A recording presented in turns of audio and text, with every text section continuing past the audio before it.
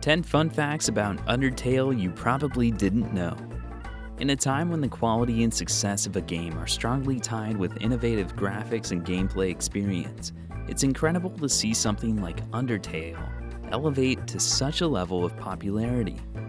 It was a project launched by Toby Fox, an independent game developer.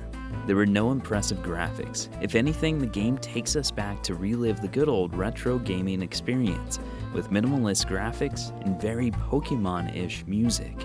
Despite all of that, Undertale sold over 500,000 copies worldwide, a truly fantastic achievement for an indie game, and was nominated for Game of the Year by many publications. Let us present to you 10 fun facts about Undertale you probably didn't know. 1. Small team. Undertale was created by a very small team, something that Toby Fox insisted on because he feared too many people might have slowed down the development. Still, it was Toby Fox that did most of the work, since he wrote, composed, and designed the game himself. 2. Game length. This is a game with a relatively short playtime. Apparently, Undertale is 6 hours long, and there was a good reason behind that. When explaining his choice, Toby Fox compared games to movies, saying that 2 hours are enough for a movie to get you invested and leave you fulfilled. 3. Game endings. You might think that this is a commonly known fact, but it's not something that a casual player may be aware of. Did you know that there are 3 possible endings to the game? Player choices weigh a lot in the story, altering interactions, dialogue, and combat options around them. And speaking of combat, this is where players choose the routes that take them to either of the endings. Killing everything you encounter takes you on the genocide run.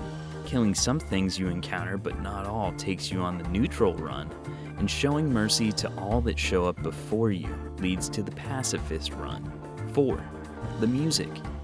Toby Fox used to be a composer for the popular webcomic series Homestuck.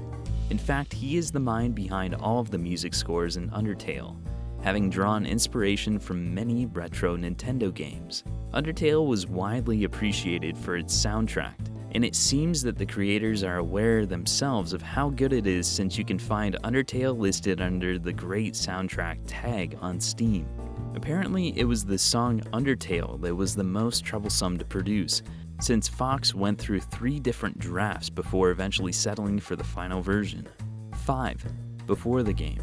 Toby Fox said that Undertale took 2 years and 7 months to complete, but what led him to the creation of the game? Fox entered the world of game development when he was only 10 years old after he and his brothers downloaded RPG Maker. After that, he moved on to a Game Maker software, which is what he used for the creation of Undertale. It goes without saying that it's a product that means a lot to him, but it probably means even more given that it's the only actual game he made that isn't either a bad ROM hack or a joke RPG game. 6. Naming screen.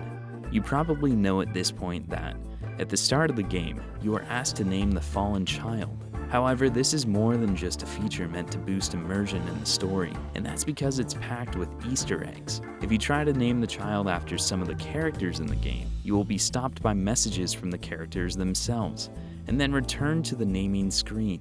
For example, don't try to use the names Sans or Toriel, because it won't work.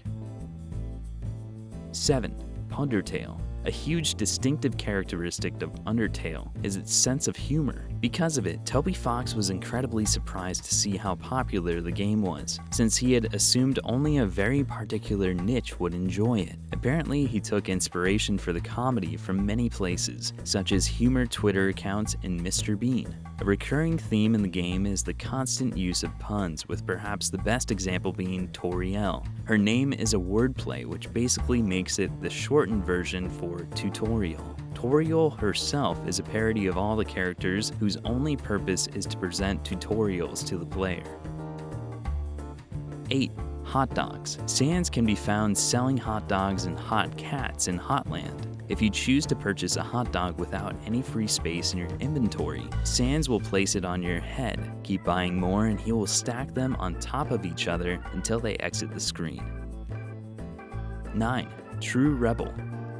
Papyrus is the only character in the game to not have an asterisk before his dialogue. 10. Lesser Dog Battle. When fighting Lesser Dog, repeatedly petting him is going to result in his head stretching until it exits the screen and passes through the dialogue box. If spared, when the player later encounters him in Snowville, he'll be building an ice statue. The more he was petted during the battle, the more ice sculptures will be scattered around.